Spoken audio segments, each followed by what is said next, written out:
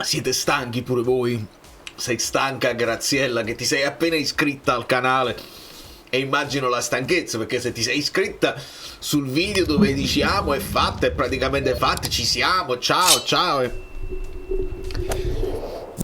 Chi è che si iscrive adesso su questo video qua, dove invece sta per sfumare, sta per saltare tutto? Ma io voglio dire che non mi do per vinto, sono stanco, capo. Ovviamente il miglio verde lo conoscete tutti, il meme si intuisce, si capisce. Poi quale ho messo in copertina? Questo oppure quest'altro?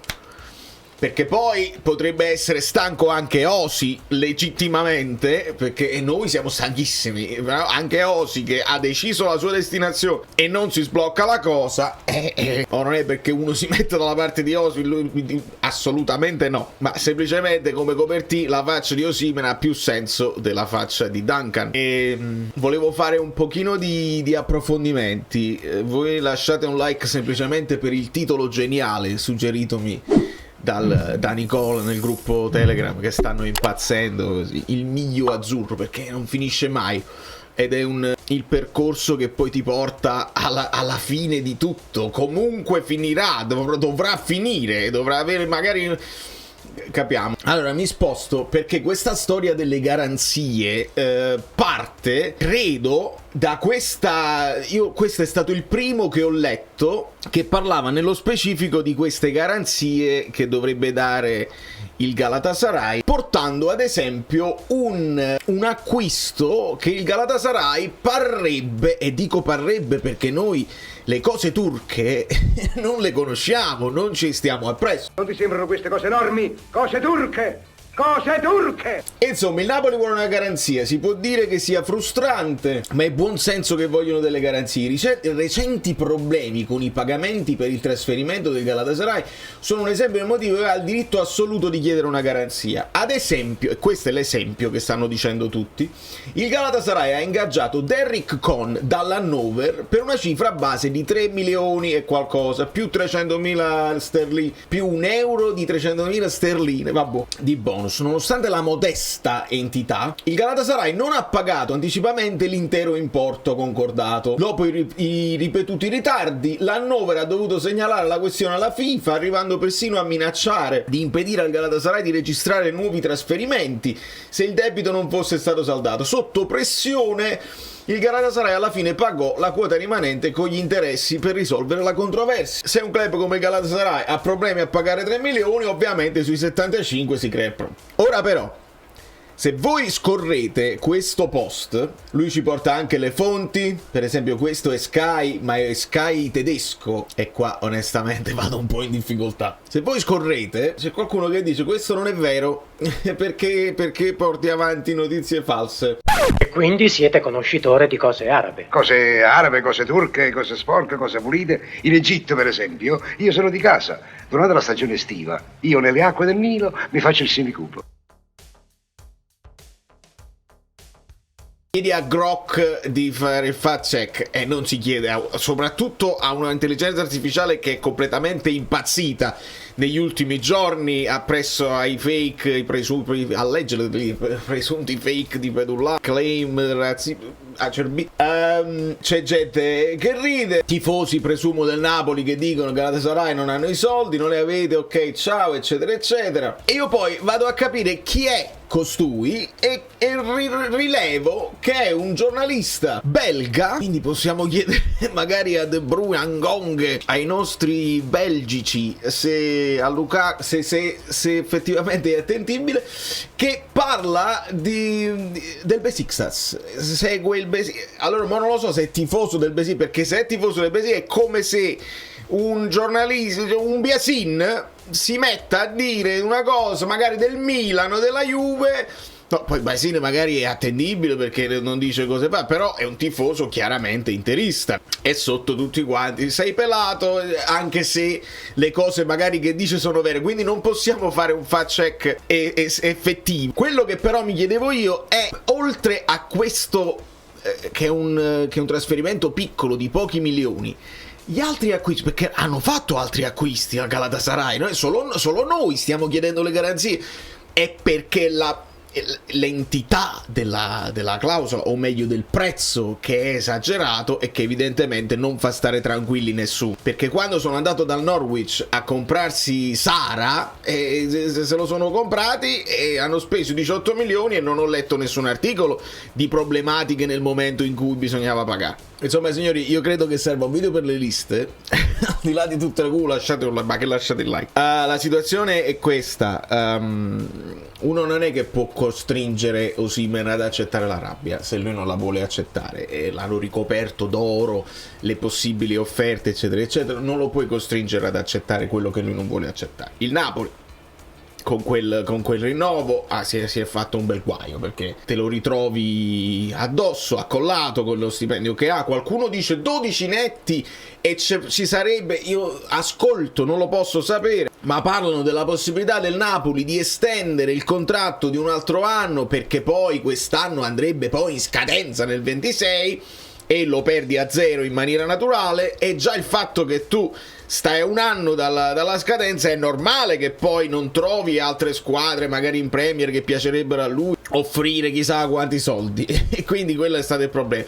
Ci sarebbe un'opzione per il Napoli per estendere il contratto, ma se lo estendi ancora di un anno lo devi pagare 15 all'anno, e io non penso proprio che il Napoli sia disposto a fare una cosa del genere, sarebbe una follia. Quindi io devo rimanere per forza fiducioso sul Galatasaray. Pare che insomma il vicepresidente sia rimasto in Italia per cercare di trovare un sistema e dare le garanzie necessarie. In questo momento è tutto bloccato, quello che ci fanno sapere, ma loro sono quelli che Osimhen ha scelto, e sembra anche una scelta di ripiego, perché Galatasaray non è un top club nella sua nazione, ma a livello europeo no, però lui l'ha accettato, l'ha scelto, e bisogna trovare l'accordo per forza col Galatasaray. 75, si è arrivati a 75 però con le rate così, comincia a prenderti qualcosa, cioè, no, non lo so, non saprei. Poi se passano questi altri 5 giorni e finisce il periodo della clausola, loro ti possono offrire di meno, tu puoi chiedere di più, puoi accettare di meno, e là bisogna andare a trattare, e siamo nella logica delle cose. Quindi o prendersi un rischio, che è una cosa nuovissima nel calcio, perché di solito quando hanno la possibilità, che poi ricordiamo che il Galatasaray è anche un club che è protetto dal governo turco, a volte fanno cose turche e sistemano quello che devono sistemare, insomma squadre che si ricordano altri tipi di squadre. Insomma, è un club che se si deve difendere il brand del Galatasaray lo difende, quindi dobbiamo per forza trovare una soluzione secondo me con loro, perché all'orizzonte non c'è altro. Ogni tanto qualcuno si diverte a scrivere all'Al Hilal adesso ci riprova, e Osimhen dirà di nuovo di no all'Al Hilal, quindi è una telenovela infinita, e io mi riverso di nuovo sulle liste, perché guardate come sono belline anche da vedere. Mi sto divertendo un mondo. Forse dobbiamo spostare, mi viene in mente, dobbiamo spostare il vivaio Italia di qua, perché altrimenti la mia presenza dà fastidio. Grande Umberto, è bellissimo, tutto ciò è bellissimo. E vediamo anche un altro po' di cose che ci fanno sapere. Ngonghe, trattativa bloccata tra Napoli e Torino perché Urbano Cairo non vuole concedere l'obbligo di riscatto, e questa è una cosa che secondo me De Laurentiis dà molto fastidio, perché lo ripete spesso nei suoi interventi, dice queste squadre che vogliono li pago io se li vogliono in prestito, eccetera eccetera. Quindi si parla e si spera di un interessamento anche del Brugge, il famoso Brugge che sta facendo d'Italia. Sembra quasi che sai poco. Allora, muro con Milan per gli Asciari. Stiamo sempre là per Wanlu, non ripetono le stesse cose che ci siamo detti anche ieri. Per Ambrosino si parla anche di Cremonese, che pare abbia chiesto anche notizie su Zerbin. Per Ndoye, insomma, cifra tipo 35 più Zanoli, e vogliono di più. Anche il Lecce vuole Zerbin, e poi qualcuno ha detto anche Miretti, interessamento del Napoli per Miretti della Juventus, con Pedullà che ribadisce Rui Pasticcio escludendo il portiere del Friburgo, e aggiungendo che se il Napoli vende Raspadori e Simeone può fare anche Nunez e Lucca insieme. Mamro Carmen, io non lo so se questo a livello di liste si può fare. Probabilmente se tu sposti Raspadori, lo vendi e quindi puoi spostare per esempio un buongiorno nella lista Italia. Ok, hai liberato uno spazio. Facciamo che viene Beuke, ma restano così. Magari vendi anche un Mazzocchi, lo devi vendere, altrimenti non ci stanno gli spazi,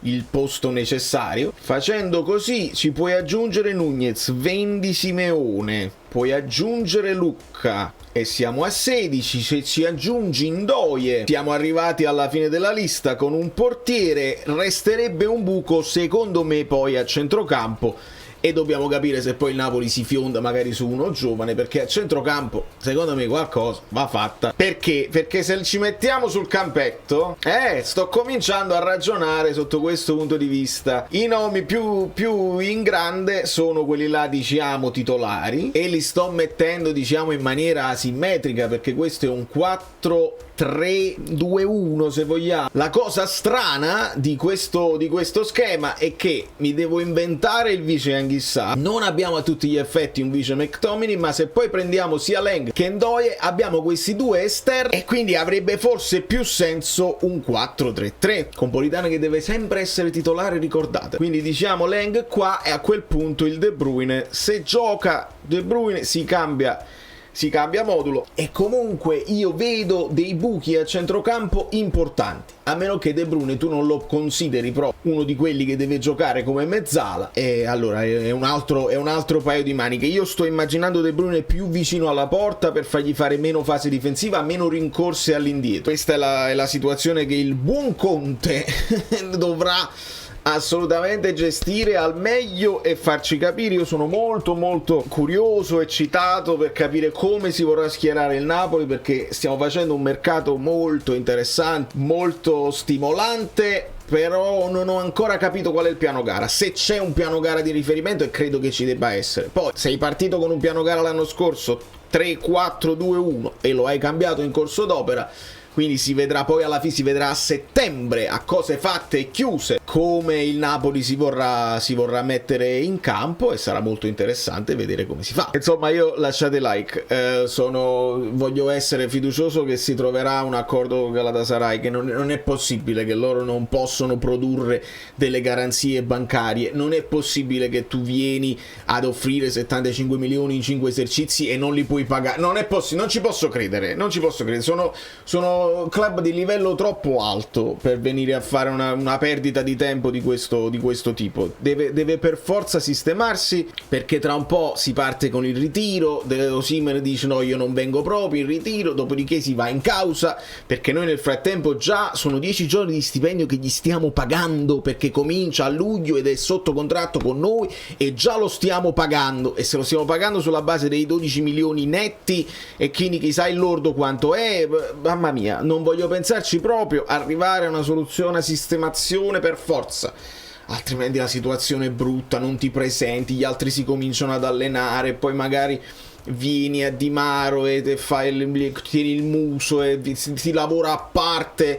Oh no, non è proprio pensabile, a meno che lui non si presenta, e allora tu prendi la palla al balzo e dici ok, non ti presenti, perché tu lo devi invitare. Questo è il problema, lo devi invitare in modo tale che se lui non si presenta, allora puoi dire vabbè, non ti pago, sei sotto contratto, devi venire per forza. Se invece lui viene e poi lo devi pagare, Maronna mia. Insomma, fatemi sapere se voi siete fiduciosi. Io devo esserlo per forza, altrimenti parte il video sfogo che non mi riesce neanche bene, non sono in grado. E dai, che noi teniamo le altre operazioni da fare, non possiamo perdere tempo. Da New York, Aerofluid e tutto, vi abbraccio e vi bacio. Adesso vorrei dire forza, dai Osi, ma Osi si è convinto, dai Gala!